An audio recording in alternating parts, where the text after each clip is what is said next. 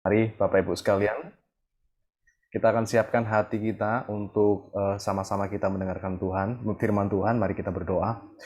Bapak, kami mengucap syukur dan berterima kasih untuk segala kebaikan-Mu dan anugerah-Mu yang luar biasa Tuhan.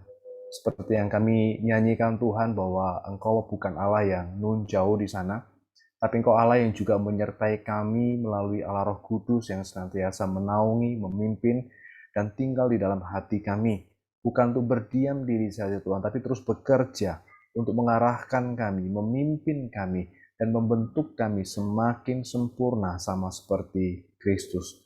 Kami mengucap syukur buat segala kebaikan-Mu Tuhan, meskipun melalui Zoom Tuhan atau media online ini Tuhan, kami percaya bahwa Engkau tetap bekerja Tuhan dalam hati kami masing-masing Tuhan, menggarap jiwa kami Tuhan, memimpin dan menolong hidup kami Tuhan.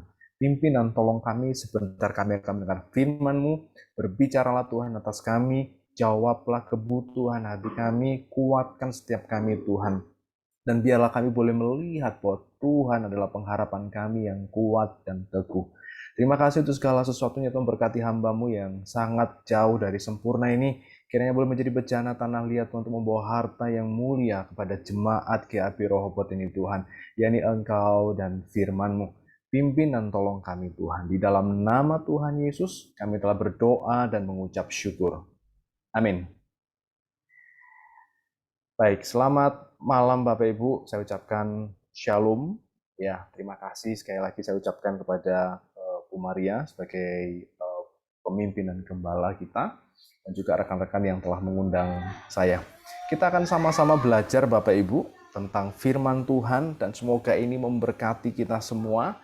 Izinkan saya untuk boleh menceritakan mengenai satu bagian dari Alkitab yang dibahas dengan detail oleh Matius. Ya, Matius itu menulis bagian yang detail itu pada kisah kematian Yesus Kristus, dan kemudian juga khotbah di bukit, Matius pasal yang ke-5. Ya, Matius pasal yang ke-5. 5 dan 6 ya. Ayat itu diceritakan oleh Matius begitu detail ya kan, karena kita percaya bahwa ada kehendak dan maksud dari Paulus ya kan, untuk boleh kita dengar. Nah, topik yang saya bawa hari ini adalah berbahagialah orang yang haus dan lapar akan kebenaran. Ya, orang yang haus dan lapar akan kebenaran. Nah, Matius menceritakan ini Bapak Ibu, supaya Bapak Ibu tahu bahwa pada waktu itu Israel sedang dijajah Romawi, orang-orang sedang berjuang untuk mempertahankan dan merebut wilayah mereka, mereka ingin mengusir kerajaan Romawi, dan mereka menghendaki kerajaan Yahudi atau kerajaan Israel berdiri secara fisik dalam hal ini, ya kan? Dan ditambah lagi bahwa terjadi banyak kehausan, kemiskinan, ya kan, akibat perang, dan juga kemudian penderitaan. Penyaliban Yesus bukan penyaliban yang pertama dilakukan oleh Romawi, Bapak Ibu. Ya kan, kalau Bapak Ibu lihat Yesus disalib beserta dengan penjahat kiri dan kanan, yaitu bukan itu kali pertama orang Romawi menyalib. Mereka telah menyalibkan orang Romawi itu hampir setiap orang Romawi menyalibkan orang Yahudi itu hampir setiap hari.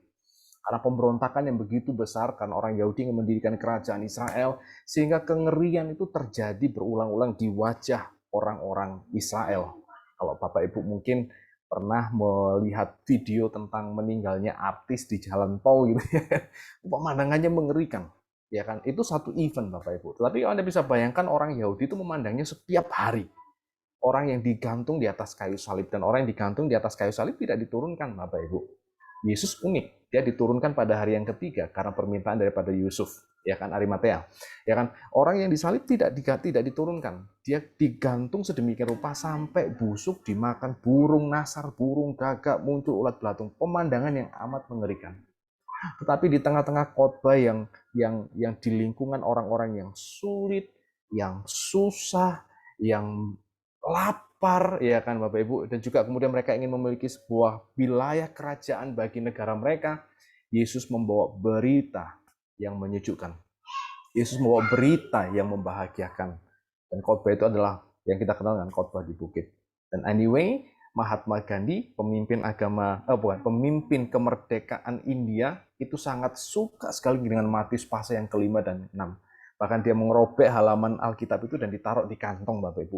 Ya karena itu menginspirasi dia untuk tetap tidak membalas kejahatan dengan kejahatan dalam memperjuangkan kemerdekaan India. Ya. Nah, kita akan lihat sama-sama ayat ini dan semoga kita bisa terberkati.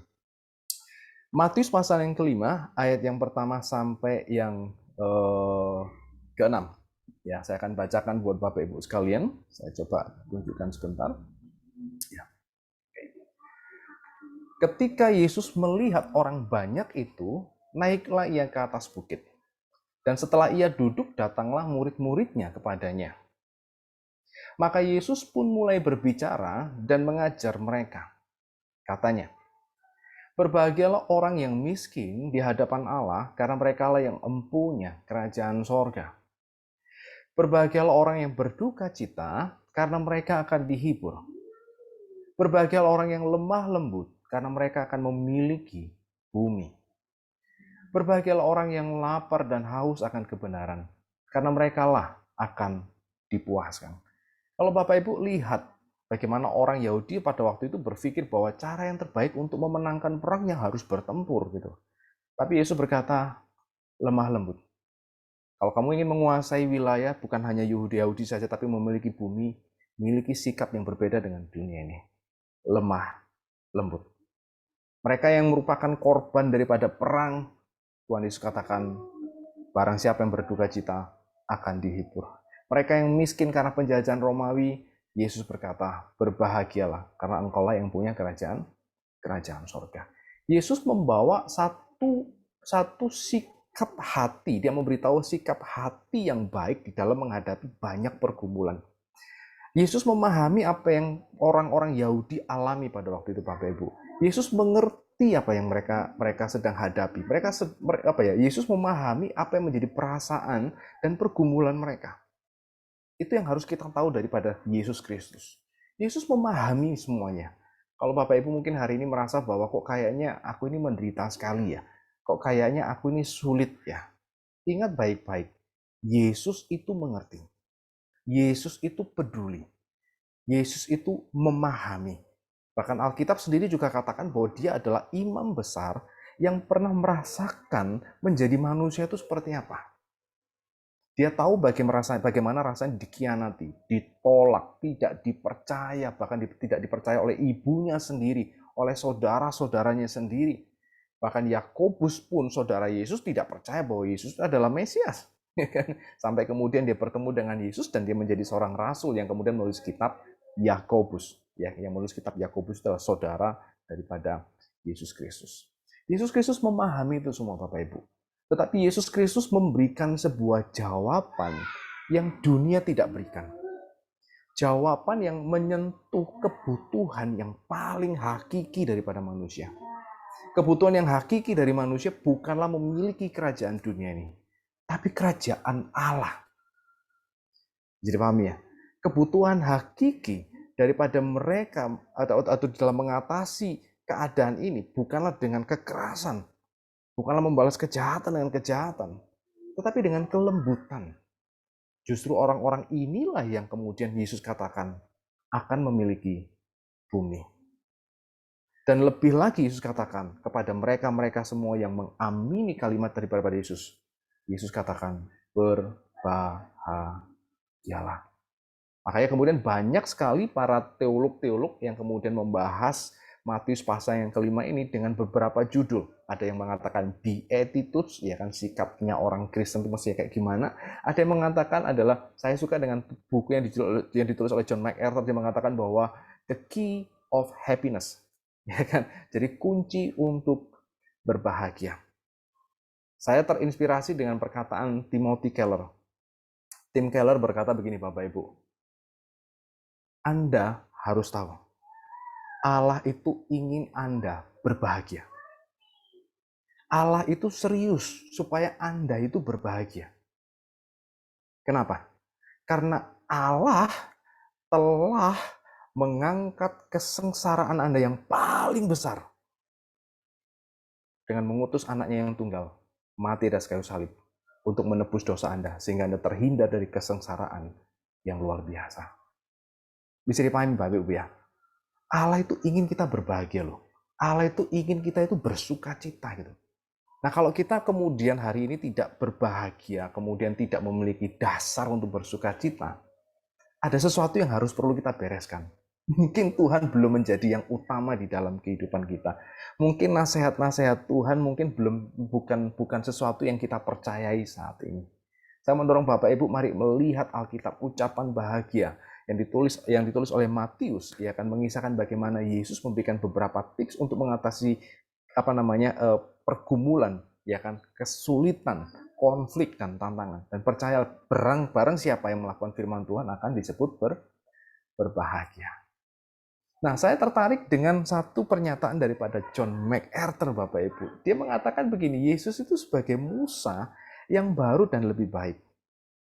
Bapak Ibu tahu ya Musa ya? Musa itu tokoh yang sangat besar bagi kalangan orang Yahudi. Ya, bangsa Yahudi sangat menghargai Musa. 10 hukum ya kan itu terkenal sekali. Bahkan menjadi pondasi dasar negara Amerika Serikat di dalam menentukan undang-undang itu kan. Oke. Nah, Musa ini adalah tokoh yang sangat hebat sampai kemudian saking populer, saking terkenalnya, Bapak Ibu. Ya kan? Mayat Musa itu diambil oleh malaikat Tuhan, diambil oleh Tuhan. Karena saya yakin dan percaya kalau Musa benar-benar ada, Bapak Ibu, mayatnya ada, mungkin kuburannya itu akan menjadi tempat jujukan orang-orang Yahudi. Bukan Tuhan, bukan Allah Yahweh, tapi kuil makam Musa mungkin akan menjadi jujukan. Itulah mungkin kenapa Tuhan mengambil mayat Musa. Musa adalah tokoh yang sangat hebat. Tetapi kemudian Yesus itu adalah tokoh yang melampaui Musa. Nanti kita akan lihat bagaimana Matius mencatat Yesus khotbah di bukit dengan begitu detail untuk memberitahu kepada orang-orang Yahudi. Yesus itu lebih baik daripada Musa. Dan dia punya otoritas seperti Musa, bahkan lebih baik daripada Musa. Ya, yang pertama yang akan saya beritahu Bapak Ibu, kelahiran Yesus itu mirip sekali dengan kelahiran Musa. Kalau Bapak Ibu lihat, waktu Yesus lahir, dan kemudian Herodes tahu bahwa ada raja di atas segala raja lahir, dia melakukan pembunuhan terhadap bayi-bayi. Betul tidak? Musa lahir pada saat itu, Firaun juga sudah memberikan pengumuman setiap bayi laki-laki dari Israel yang lahir wajib untuk dibunuh. Jadi Anda bisa melihat Yesus lolos dari pembunuhan bayi-bayi yang dilakukan oleh oleh Herodes, ya kan? Musa juga lolos dari pembunuhan bayi-bayi yang dilakukan oleh Firaun. Ya, mirip, kelahirannya itu mirip, ya kan? Dan kita tahu bahwa Musa menjadi tokoh sentral daripada orang Yahudi. Orang Yahudi sampai sekarang sangat menjadikan Musa itu sebagai tokoh yang sentral. Dan Matius sedang memberitahu, tokoh yang sentral bukanlah Musa, Yesus, ya kan? Nah, lanjut. Kalau Bapak Ibu lihat di Matius pasal yang kelima ayat yang pertama, ya kan? Matius mencatat dengan begitu detail, ya kan? Yesus melihat orang banyak, naiklah ia ke atas bukit, dan setelah ia duduk, datanglah murid-muridnya kepadanya. Kalau Bapak Ibu baca dalam bahasa Inggrisnya, itu adalah Jesus went up to the mountain. Naik ke atas gunung.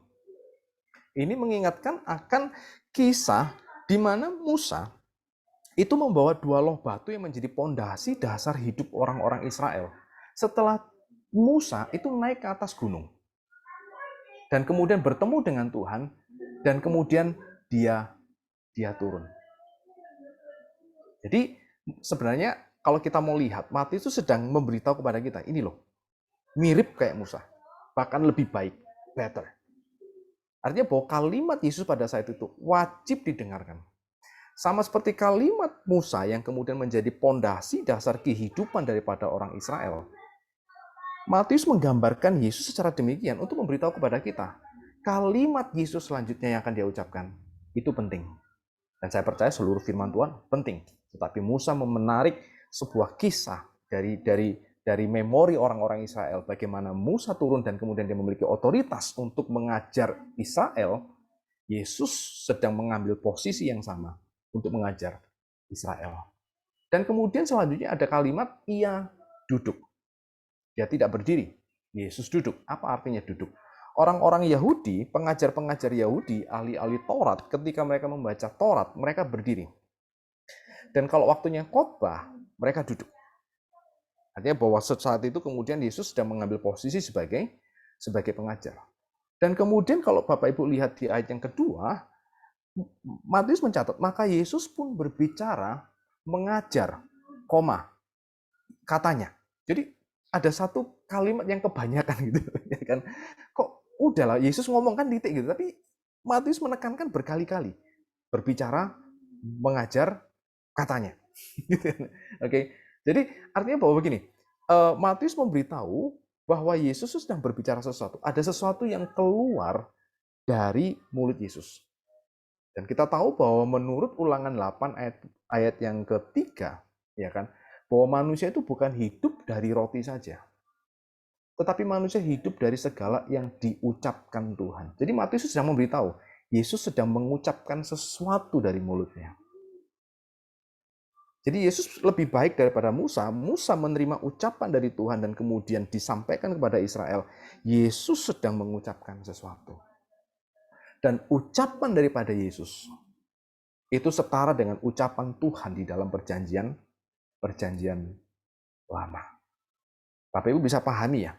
Jadi Yesus adalah, saya gambarkan gini, bahwa Yesus bukan hanya seorang pribadi yang baik, tetapi dia tokoh yang wajib dihormati dan ditaati dan dituruti seperti bangsa Israel. Itu begitu taat dan tunduk dan menuruti semua perkataan Musa. Bisa dipahami ya? Yang memimpin Israel kemudian akhirnya keluar dari Mesir dengan banyak mujizat yang Tuhan lakukan. Artinya bahwa Matius memberitahu kepada kita bahwa come on, ya kan, Yesus itu adalah Musa yang lebih baik. Artinya bahwa kalimat Yesus harus menjadi dasar atau pondasi atau tingkah laku atau mungkin kalau bisa katakan sikap kita di dalam seluruh kehidupan kita. Jadi sebenarnya Matius pasal yang kelima dan keenam itu adalah sikap hati yang kemudian akhirnya harus menjadi sikap hidup. Nah, saya hanya ingin menekankan ayat yang ke-6, ya kan, yang mengatakan bahwa bagaimana kita perlu belajar untuk senantiasa haus dan lapar akan kebenaran. Ya, haus dan lapar akan kebenaran. Saya mengutip perkataan daripada Saint Augustine, Bapak Ibu, seorang bapak gereja abad yang keempat, dan dia juga menjadi seorang bapak filsafat barat. Dia mengatakan begini, "You have made us for yourself, O Lord, and our heart is restless until it rests in you." Dia mengatakan gini, Tuhan, Kau itu menjadikan manusia, itu sepenuhnya adalah untukmu. Dan sampai kami tidak menerima Engkau di dalam hati kami, jiwa kami itu tidak pernah akan tenang. Oh, ini kalimat yang sangat baik, Bapak Ibu. Saya beritahu, Pak, orang yang tidak percaya Tuhan berbahagia enggak? Saya katakan, kok sulit ya? Mungkin mereka bisa berbahagia karena makan kenyang, mereka mungkin punya kesempatan untuk berwisata, atau mungkin mereka punya sesuatu yang disukai orang lain. Tetapi ada satu orang yang tidak percaya yang punyai. Apa itu? Allah. Tuhan yang tinggal di dalam hatinya.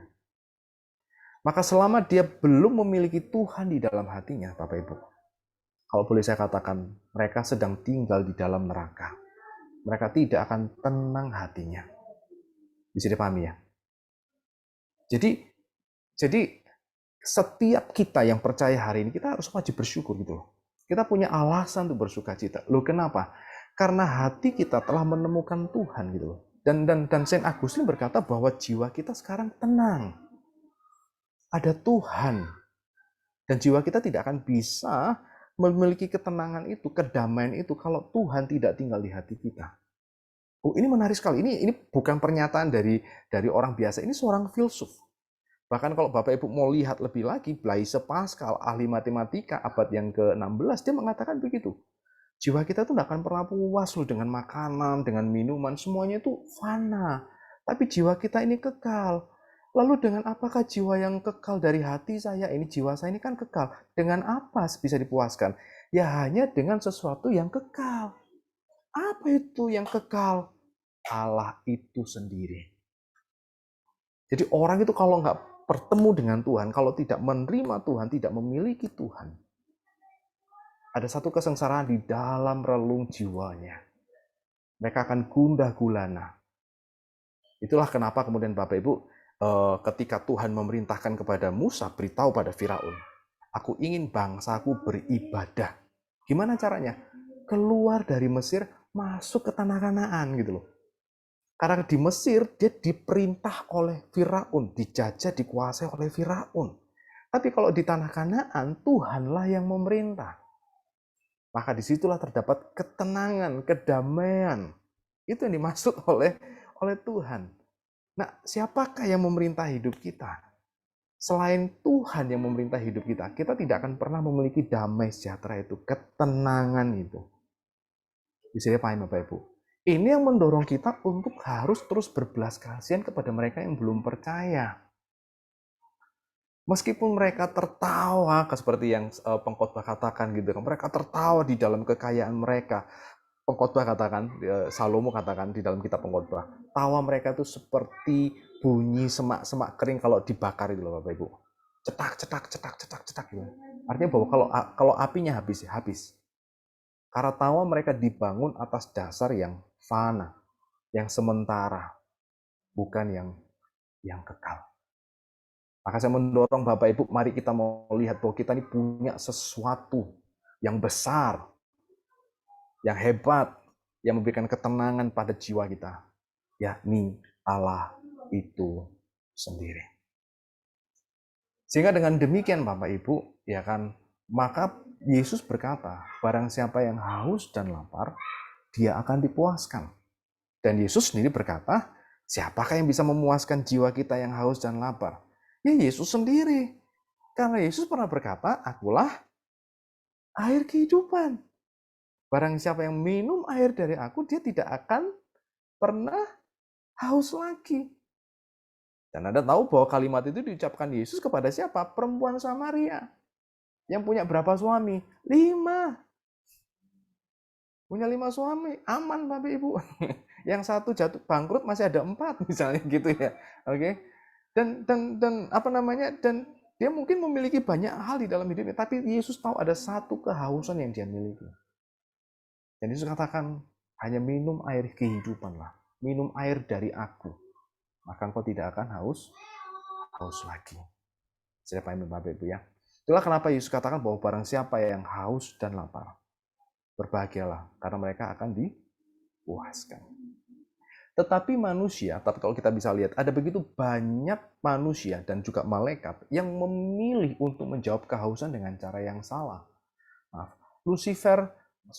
Lucifer kemudian memilih dengan cara apa? Oh, dia ingin menjadi orang yang paling berkuasa.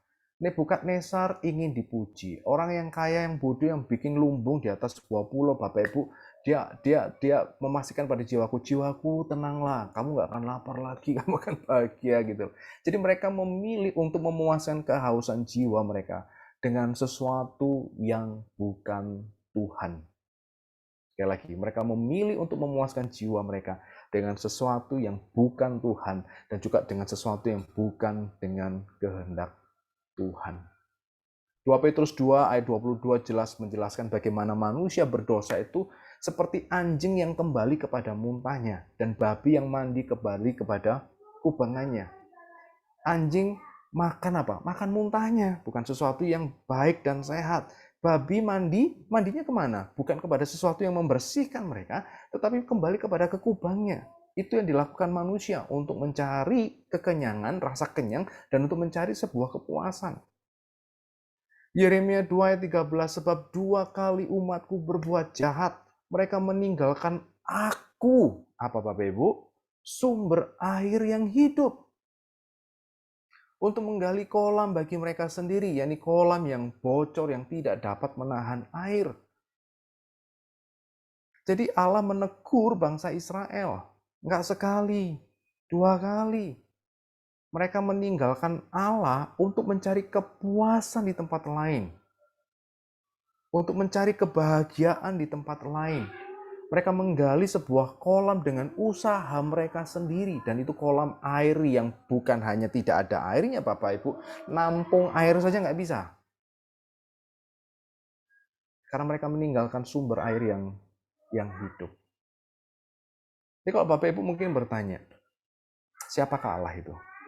Allah bukan hanya sumber damai sejahtera kita, tapi Allah juga sumber kepuasan kita loh Bapak Ibu. Kalau Bapak Ibu haus, minum air, lega.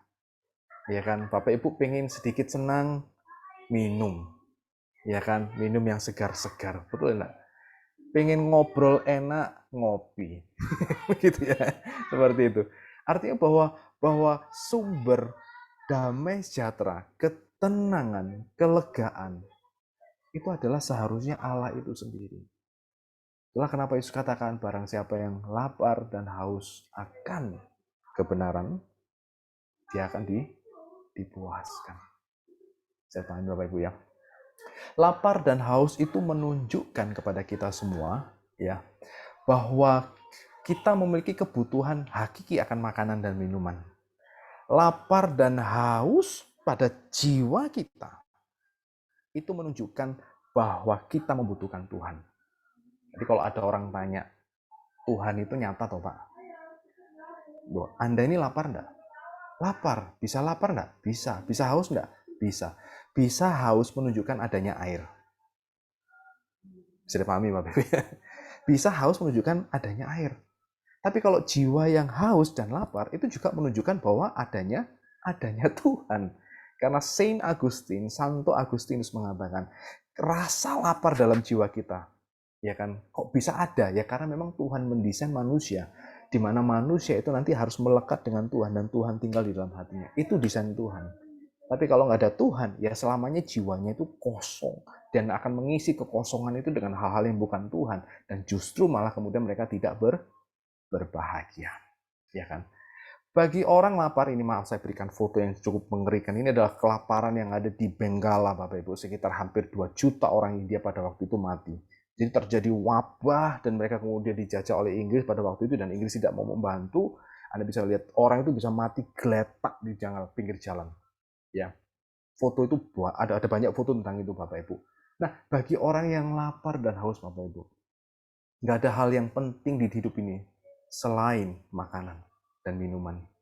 Mau punya mobil Alphard 5 kayak mereka, bagi mereka tidak terlalu peduli dengan mobil. Hari ini aku butuh makanan. Saya paham ya. Dan bagi jiwa yang demikian, sadar bahwa mereka butuh kebenaran untuk memuaskan hidup mereka. Yesus katakan berbahagia.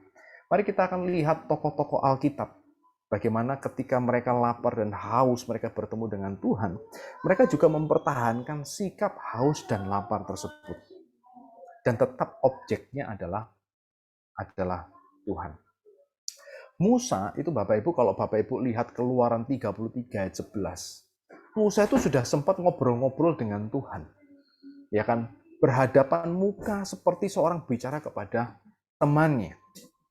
Tetapi kemudian Tuhan bertanya, Musa apa yang kau kehendaki lagi?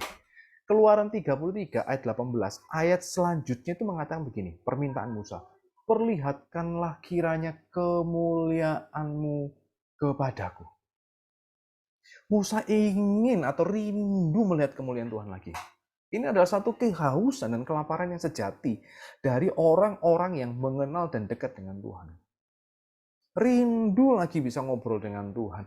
Rindu lagi mendengar suara Tuhan. Rindu lagi melihat Tuhan dengan kemuliaannya dan kehebatannya.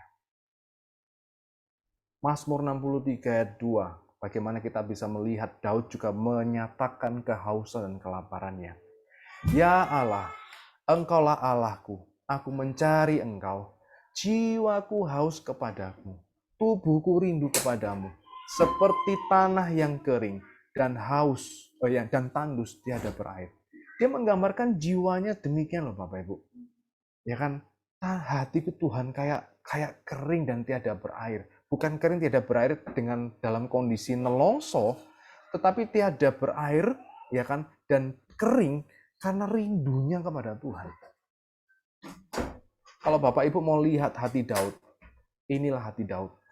Inilah hati yang penuh dengan mazmur. Inilah hati dari seorang raja yang punya banyak prajurit, tinggal di dalam istana, tetapi kerinduannya masih satu, yakni Tuhan itu sendiri. Filipi 3 ayat 10, Paulus juga berkata, yang ku kehendaki ialah mengenal Tuhan, kuasa kebangkitannya, persekutuan dalam penderitaannya, di mana aku menjadi serupa dengan dia di dalam kematiannya. Jadi kalau Bapak Ibu bisa ketemu dengan misalnya Musa, Daud, Paulus, apa sih yang menjadi kerinduan terbesar Anda? Mereka jawab dengan kompak, Tuhan. Jiwa Anda itu pengennya apa sih? Obsesinya apa sih gitu kan? Mereka kan kompak jawab, Tuhan. Nah sekarang kita mau cek spiritualitas kita. Apakah kita punya jawaban yang seragam? Obsesi Anda itu apa sih Bapak Ibu sekalian yang tergabung di dalam doa malam hari ini di Zoom ini? Apakah Tuhan? Kerinduan Anda yang terbesar itu apa sih? Yang bisa membuat Anda paling bahagia itu apa sih? Apakah Tuhan? Dan saya beritahu, kalimat ini memang tidak enak, karena juga tidak mengenakkan saya. Selama itu bukan Tuhan yang di sana, maka itu adalah berhala Anda. Bisa dipahami ya? Selama itu bukan Tuhan, maka itu adalah berhala. Banyak orang merindukan popularitas. Mereka merasa bahwa aku akan sangat bahagia kalau populer. Aku akan sangat bahagia kalau kaya raya. Aku akan sangat bahagia kalau punya kenalan orang-orang yang super hebat misalnya gitu. Dan kalau itu bukan Tuhan yang di situ, maka itu adalah berhala Anda. Bisa paham ya? Berhala Anda. Maka mari saya mendorong Bapak Ibu kita mau cek relung hati kita. Apakah Tuhan yang paling kita rindukan? Apakah Tuhan yang menjadi obsesi kita? Dan percayalah Bapak Ibu, ketika Anda menjadikan Tuhan sebagai obsesi yang tertinggi kita, Yesus katakan kok, mereka akan dipuaskan. Dan juga Yesus katakan, berbahagia. Orang yang merindukan Tuhan adalah orang yang berbahagia. Saya suka dengan kalimat daripada John Darby, menjadi lapar itu tidak cukup. Ketika anak yang hilang, dalam kisah anak yang hilang itu lapar, dia pergi makan makanan babi. Tapi ketika dia kelaparan, dia berpaling kepada ayahnya. Jadi John Darby mengatakan gini, jangan cuma sekedar rindu Tuhan gitu, tapi rindukan dengan sangat gitu. Jangan sekedar lapar dan haus akan firman Tuhan, tapi benar-benar lapar dan haus. Masih ingat Bapak Ibu ketika pertama kali bertobat dan lahir baru? Ya kan? Bukankah jiwa kita tuh seperti bayi yang kayak pengen nangis, minta susu terus gitu kan? Ketika kita lahir baru kan begitu ya Bapak Ibu ya? Kok rindu firman Tuhan terus, rindu firman Tuhan terus gitu ya? Nah sekarang saya mau tanya, bagaimana dengan kerinduan itu? Makin berkembang, makin bertumbuh, atau hilang? Gitu kan? Bukankah kerinduan dan kehausan yang demikian yang membuat kemudian kita menjadi manusia-manusia atau orang-orang yang percaya yang bertumbuh. Dan percayalah Bapak Ibu, ketika kita merindukan Tuhan, menginginkan firman Tuhan, selalu membuka diri pada firman Tuhan, kita mendisiplinkan diri untuk membaca firman Tuhan, mengisi jiwa kita dengan renungan-renungan firman Tuhan, percayalah Anda akan dipuaskan. Ini janji Tuhan. Saya akan beritahu Bapak Ibu ya. Oke, bahwa mereka akan dipuaskan. Ini yang saya suka. Mereka ini kalimatnya begini. Mereka akan dipuaskan. Ya, bukan mereka akan puas. Ini penting sekali. Ada kata di sama an di belakang kalau Bapak Ibu mungkin belajar bahasa Indonesia. Artinya kalau dipuaskan, kepuasan itu bukan hasil pekerjaan Bapak Ibu, tapi satu pekerjaan Tuhan dalam jiwa Anda. Sekali lagi, ketika Bapak Ibu membaca firman Tuhan, merenungkannya, lalu kemudian selalu hadir ibadah, mendengarkan firman Tuhan, ada kesempatan santai, buka aplikasi Alkitab, baca firman Tuhan, mengingat-ingat janji Tuhan yang menyenangkan kita, perhatikan baik-baik. Bapak Ibu bukan puas karena pekerjaan itu, bukan akan puas karena perbuatan itu. Tetapi kalimat yang dipakai oleh Matius adalah dipuaskan. Nanti pada saat Anda membaca firman Tuhan, merenungkan firman Tuhan, momen itu Tuhan bekerja di dalam hati Anda untuk memuaskan jiwa Anda. Saya percaya Tuhan itu bekerja kok Bapak Ibu. Dan saya percaya sekali, waktu kita baca Alkitab, Tuhan juga bekerja. Allah Roh Kudus itu akan bekerja di dalam hati dan hidup kita. Allah Roh Kudus akan bekerja untuk terus memuaskan kita. Mazmur 107 ayat 9, sebab dipuaskannya jiwa yang dahaga, jiwa yang lapar dikenyangkannya dengan apa Bapak Ibu? Kebaikan. Perhatikan, dipuaskannya. Ya, di situ adalah kalimat dengan N besar. Berarti Allah akan memuaskan jiwa yang dahaga. Yeremia 31 ayat 14, kata Allah melalui Nabi Yeremia, aku akan memuaskan jiwa para imam dengan kelimpahan, dan umatku akan menjadi apa? Kenyang dengan kebajikanku. Demikianlah firman Tuhan. Hampir sama dengan Mazmur 107:9. Ini satu janji yang diulang-ulang. Artinya bahwa ini pasti akan berlangsung di dalam kehidupan kita. Bukan saya yang bicara Bapak-Ibu, sepenuhnya adalah Tuhan sendiri yang berbicara. Yohanes 6 ayat 35, kata Yesus pada mereka, akulah roti hidup. Barang siapa yang datang padaku, ia tidak akan lapar lagi. Dan barang siapa percaya kepadaku, ia tidak akan haus lagi. Bapak Ibu sudah memiliki Kristus. Bapak Ibu sudah memiliki Tuhan. Bapak Ibu sudah memiliki Alkitab. Bapak Ibu sudah memiliki sumber yang membuat Anda tidak lapar dan haus lagi. Tetapi semangat lapar dan haus harus kita pertahankan. Karena hanya dengan demikian kita akan terus-menerus hidup di dalam kepuasan akan Tuhan. Kelegaan yang senantiasa ada setiap hari. Ya kan? Satu kepuasan atau ketentraman atau satu ketenangan yang bisa kita reguk setiap hari ketika kita mempertahankan ini semua. Karena Musa melakukannya, Daud memilikinya. Ya kan, kemudian Paulus juga mempertahankan itu. Kami rindu Tuhan, kami rindu firman Tuhan. Bahkan ketika Paulus menjelang tuanya, Bapak Ibu, dia ada di penjara, hampir menemui ajalnya. Paulus masih tulis surat kepada Timotius, tolong bawakan buku-buku, tolong bawakan perkamen-perkamen, tolong bawakan kitab-kitab suci perjanjian lama. Dan justru orang-orang yang demikian adalah orang-orang yang dipuaskan di dalam Tuhan.